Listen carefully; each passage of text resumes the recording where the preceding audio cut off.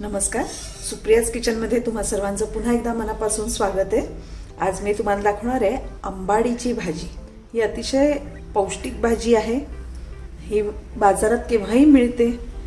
हे बघा, याची पानं ही अशी असतात। आता ही भाजी आपण साफ करून घ्यायची आहे। त्यासाठी याचे देठ घ्यायचे नाहीयेत, ही फक्त पुढची पानच घ्यायची आहेत आपल्याला। हे बघा, ही पानं कोवळी असताना अशी दिसतात।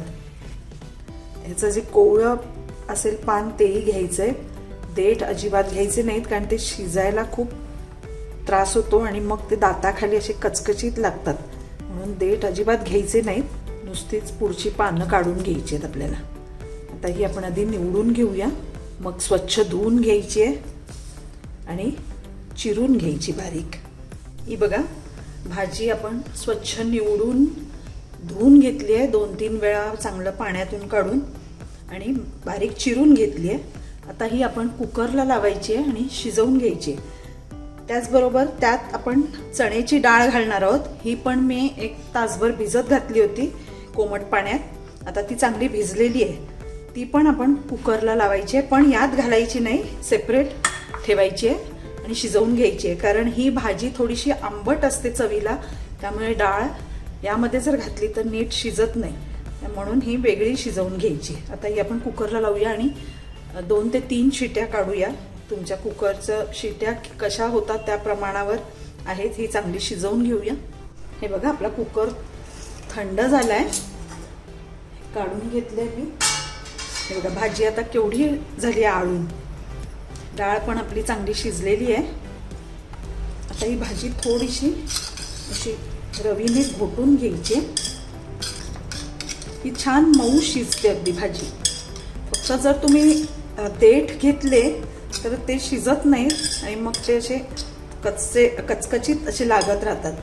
म्हणून देठ घ्यायचे नाहीत कधी, फक्त अगदी कोवळी पानं असतील त्याचेच देठ घ्यायचे।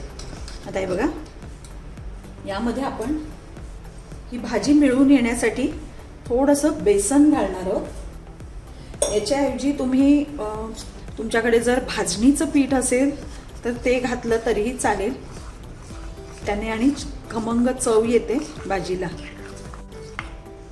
च्या गाठी मोडून घ्यायच्या।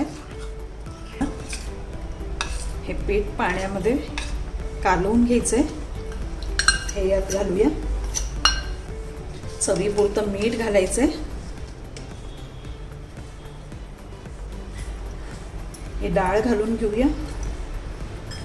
आता ही भाजी आंबट असते म्हणून थोडासा गूळ घालायचा आहे। आता व्यवस्थित सगळं ढवळून घ्यायचंय। थोडंसं आणि पाणी घालूया यामध्ये।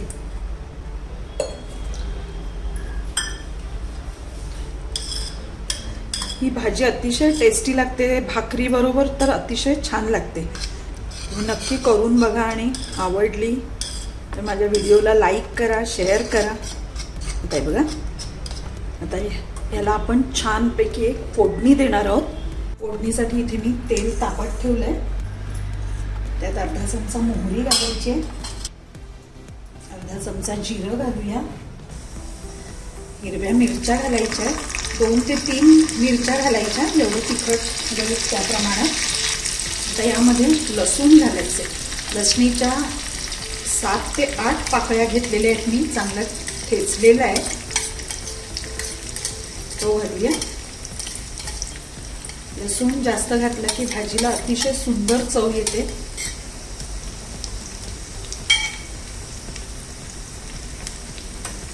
तर जरा लसूण लाल होऊन द्यायचंय, म्हणजे अगदी फोडणी छान लागते भाजीला। हे बघा, आता लसूण छान लाल झालेली आहे। आता आपण गॅस बंद करायचा आहे। यामध्ये पाव चमचा हिंग घालूया आणि पाव चमचा हळद घालायची आणि 2 लाल मिरच्या घालायच्या। आता हे व्यवस्थित थोडंसं या गरम तेलात परतून घ्यायचंय। आता ही फोडणी आपण भाजीमध्ये घालायची। भाजीत घालूया। इतका खमंग सुगंध आलाय फोडणीचा। आता यावर आपण झाकण घालून ठेवायचं. आता हे बघा फोडणी अगदी छान झालेली आहे. हे सगळं ढवळून घेऊया आपण आणि आता याला चांगली उकळी काढायची. याला आता छान उकळी काढून घेऊया म्हणजे या आपण जे बेसन घातले ते चांगलं शिजेल. हे बघा अगदी छान उकळी आलेली आहे भाजीला.